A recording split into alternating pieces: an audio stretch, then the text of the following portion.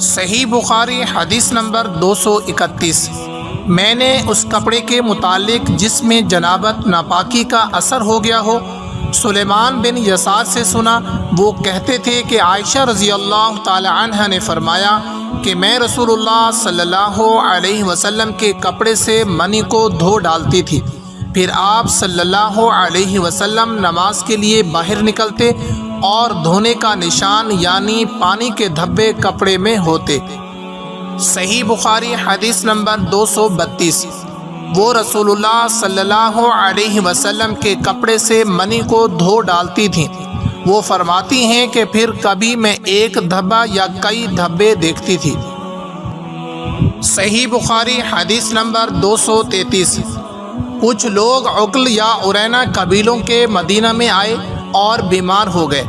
رسول اللہ صلی اللہ علیہ وسلم نے انہیں لقح میں جانے کا حکم دیا اور فرمایا کہ وہاں اونٹوں کا دودھ اور پیشاب پئیں۔ چنانچہ وہ لقح چلے گئے اور جب اچھے ہو گئے تو رسول اللہ صلی اللہ علیہ وسلم کے چرواہے کو قتل کر کے وہ جانوروں کو ہانک کر لے گئے۔ علل صبح رسول اللہ صلی اللہ علیہ وسلم کے پاس اس واقعہ کی خبر آئی تو آپ صلی اللہ علیہ وسلم نے ان کے پیچھے آدمی دوڑائے۔ دن چڑھے وہ نبی کریم صلی اللہ علیہ وسلم کی خدمت میں پکڑ کر لائے گئے۔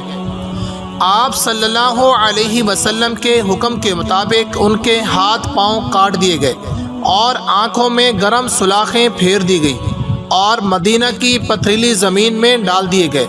پیاس کی شدت سے وہ پانی مانگتے تھے مگر انہیں پانی نہیں دیا جاتا تھا۔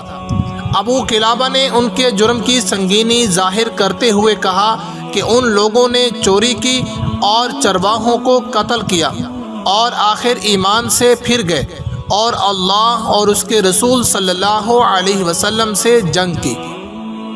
صحیح بخاری حدیث نمبر 234۔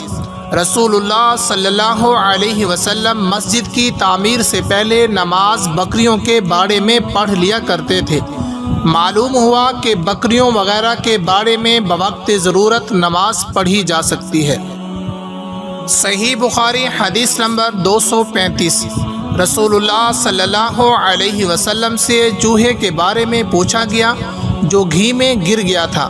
فرمایا اس کو نکال دو اور اس کے آس پاس کے گھی کو نکال پھینکو اور اپنا باقی گھی استعمال کرو۔